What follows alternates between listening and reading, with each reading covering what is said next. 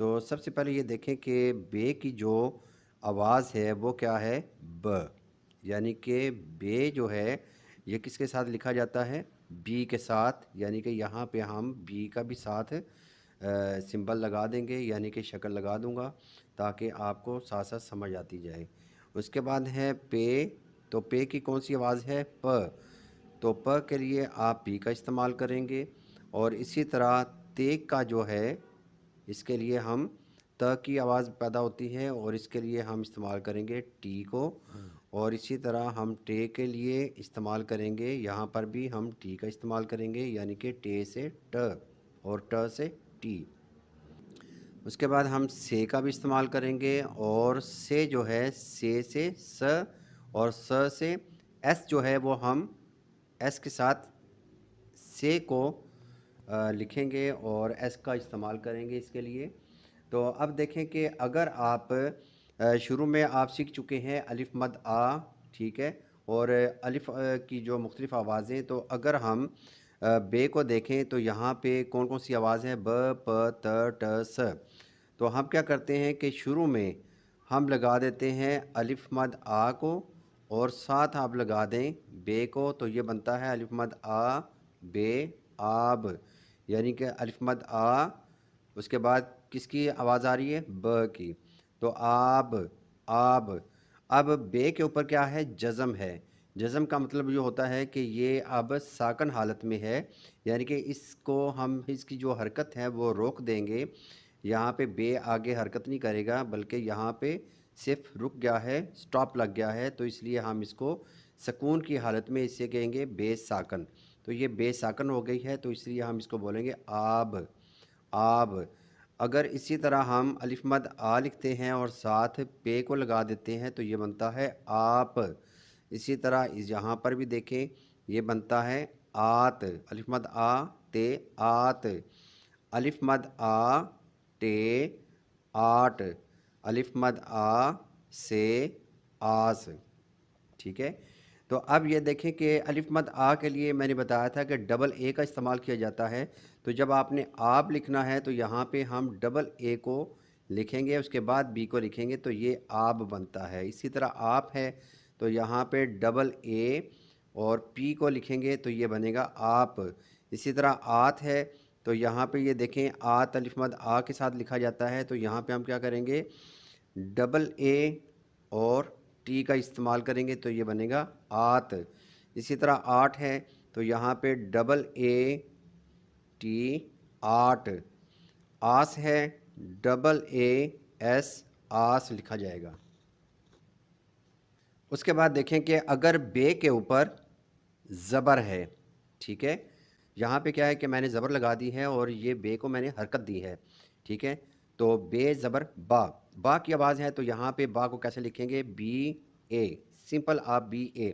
जहाँ पर भी ज़बर आएगी तो ज़बर के लिए आप ए का इस्तेमाल करेंगे, ठीक है। यहाँ पे मैं लिखता हूँ पे ज़बर पा, तो यहाँ पे क्या होगा? पी ए पा।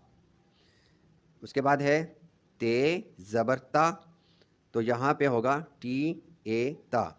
इसी तरह यहाँ पे हम लिखते हैं टे ज़बर टा, यहाँ पे टी ए टा। तो ते के लिए भी और टे के लिए भी हम टी का इस्तेमाल करते हैं। उसके बाद है से ज़बर सा, तो यहाँ पे एस साथ ए को लगाएंगे तो ये बनेगा सा।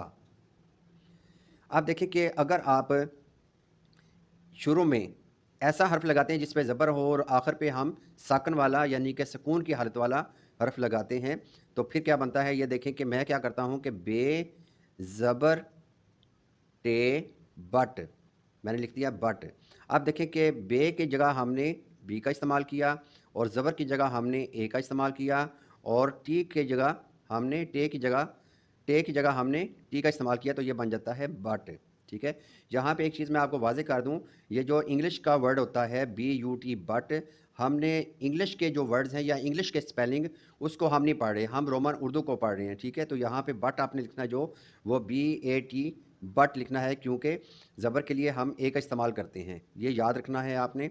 उसके बाद है मैं आगे लिखता हूँ बत, ठीक है, बत, बे ज़बर ते बत। तो बत को भी हम इसी तरीके से लिखेंगे बी ए टी बत। उसके बाद मैं लिखता हूँ पट, पे ज़बर टे पट, पी ए टी पट। अगर मैं लिखता हूँ यहाँ पे ते ज़बर बे तब, तो यहाँ पे होगा टी ए बी तब। इसी तरह मैं लिखता हूँ टप, टे ज़बर पे टप, तो यहाँ पे होगा टी ए पी टप। ठीक है। उसके बाद देखें कि अगर मैं यहाँ पे बे के नीचे ज़ेर लगाता हूँ तो ज़ेर के लिए हम आई का इस्तेमाल करेंगे। तो बे की जगह हमने क्या कर दिया, बी लगा दिया, और ज़ेर की जगह हमने आई को लगा दिया। ठीक है। तो यहाँ पे हम पे ज़ेर पी, यहाँ पे हम लिखेंगे पी आई पी। ते ज़ेर टी आई ती, टे के लिए भी इसी तरह हम लिखेंगे टे टी आई टी। तो टेज़र टी के लिए भी इसी तरह हम लिखेंगे। उसके बाद है Caesar C S I C.